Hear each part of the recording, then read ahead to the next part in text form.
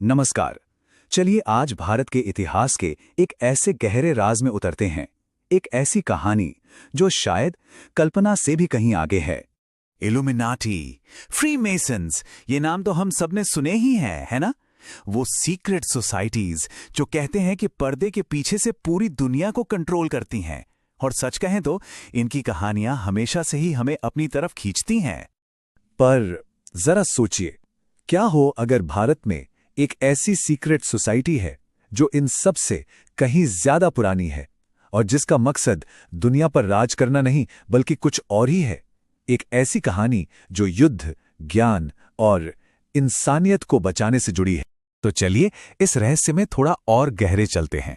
इस सोसाइटी का नाम है द 9 अननोन मेन, यानी 9 अज्ञात पुरुष, और इसे बनाया था महान सम्राट अशोक ने। ये कहानी आज की नहीं है, हम बात कर रहे हैं 2000 साल से भी पहले की, जब सम्राट अशोक ने कलिंग का युद्ध जीता था। लेकिन ये जीत नहीं थी, ये एक भयानक सच्चाई की शुरुआत थी। ये जो नंबर है ना स्क्रीन पर, 1 लाख, कहा जाता है कि कलिंग के युद्ध में लगभग इतने लोग मारे गए थे। और इस तबाही ने, इस खून खराबे ने सम्राट अशोक को अंदर तक झकझोर के रख दिया, उन्हें पूरी तरह से बदल दिया। तो कलिंग की उस जीत के बाद अशोक का दिल पिघल गया। वो एक बेरहम, क्रूर राजा से इंसानियत के रक्षक बन गए। और उन्होंने एक बात समझी कि असली ताकत तलवार में नहीं, ज्ञान में है। लेकिन उन्होंने ये भी समझा कि कुछ ज्ञान इतना ज्यादा खतरनाक हो सकता है कि वो पूरी दुनिया को तबाह कर सकता है। और यहीं से कहानी का सबसे दिलचस्प मोड़ शुरू होता है। सम्राट अशोक को यह एहसास हुआ कि उनके पास कुछ ऐसा ज्ञान है, ऐसी जानकारी है जो अगर गलत हाथों में पड़ गई तो दुनिया का विनाश तय है। तो इस ज्ञान को बचाने के लिए क्या किया गया? कहते हैं कि इसे 9 अलग अलग किताबों में बांट दिया गया, हर किताब एक अलग सब्जेक्ट पर, जैसे कि युद्ध और राजनीति, सर्जरी और मेडिसिन, एल्केमी, ज्योतिष और भी बहुत कुछ।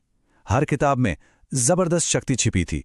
पर अशोक ने इन किताबों को कहीं गाड़ कर छिपाया नहीं, बल्कि उन्होंने इन्हें सौंपा 9 सबसे काबिल लोगों को, 9 गार्डियंस को। और ये कोई आम लोग नहीं थे। सोचिए, चाणक्य, सुश्रुत, आर्यभट्ट, नागार्जुन जैसे नाम इस लिस्ट में आते हैं। मतलब अपने अपने फील्ड के लेजेंड्स। इन सभी को एक एक किताब की जिम्मेदारी दी गई। और काम सिर्फ रक्षा करना नहीं था, बल्कि सही समय आने पर इसे एक काबिल उत्तराधिकारी को सौंपना भी था, ताकि ये ज्ञान पीढ़ी दर पीढ़ी सुरक्षित हाथों में रहे। लेकिन सबसे बड़ा सवाल तो यही है, क्या यह सिलसिला आज भी चल रहा है? क्या वो 9 लोग आज भी मौजूद हैं? कुछ थ्योरीज तो यही कहती हैं कि हाँ। कुछ लोगों का मानना है कि Nobel prize winner doctor C V Raman इसी सीक्रेट सोसाइटी का हिस्सा थे। ये कहा जाता है कि उनकी जो वैज्ञानिक समझ थी वो इतनी गहरी थी, इतनी एक्स्ट्राऑर्डिनरी थी कि वो साधारण तरीकों से हासिल नहीं की जा सकती थी। और लिस्ट यहीं खत्म नहीं होती। अगला नाम है डॉक्टर विक्रम साराभाई, जिन्होंने भारत का पूरा स्पेस प्रोग्राम इसरो खड़ा किया। यह माना जाता है कि उनकी जो दूर की सोच थी ना, जो विजन था जिसने भारत को स्पेस तक पहुंचाया, वो शायद इसी प्राचीन ज्ञान से आया था। और फिर एक और नाम आता है, डॉक्टर एपीजे अब्दुल कलाम, भारत के पूर्व राष्ट्रपति और एक ब्रिलियंट वैज्ञानिक। जब उनका नाम भी इस लिस्ट में जोड़ा जाता है तो यह थ्योरी और भी ज्यादा सोचने पर मजबूर कर देती है। ऑनलाइन सोर्सेज में तो एक दावा यह भी किया जाता है कि इसरो का हेडक्वार्टर्स 9 अज्ञात पुरुषों के हेडक्वार्टर से जुड़ा हुआ है। अब यह एक बहुत बड़ा दावा है जिसका कोई पक्का सबूत नहीं है, लेकिन यह दिखाता है कि यह कहानी आज भी लोगों के बीच कितनी जिंदा है। तो अगर यह सच है तो सवाल उठता है कि इन 9 लोगों का असली मकसद क्या है और ये इल्यूमिनाटी या फ्रीमेसन्स जैसी सोसाइटीज से अलग कैसे हैं। और यहीं पर सबसे बड़ा फर्क है। जहां बाकी सीक्रेट सोसाइटीज का मकसद दुनिया को कंट्रोल करना, उस पर राज करना बताया जाता है, वहीं इन 9 अज्ञात पुरुषों का मिशन है मानवता की रक्षा करना, उसे सही रास्ता दिखाना। सदियों से इनके साथ कई हैरान करने वाली कहानियां जुड़ी हैं, जैसे हैजा जैसी महामारियों का इलाज खोज निकालना या गंगा नदी को हमेशा शुद्ध रखने वाली कोई तकनीक बनाना। यहां तक कहा जाता है कि इन्होंने पोप सिल्वेस्टर द्वितीय को कोई गुप्त हथियार दिया था।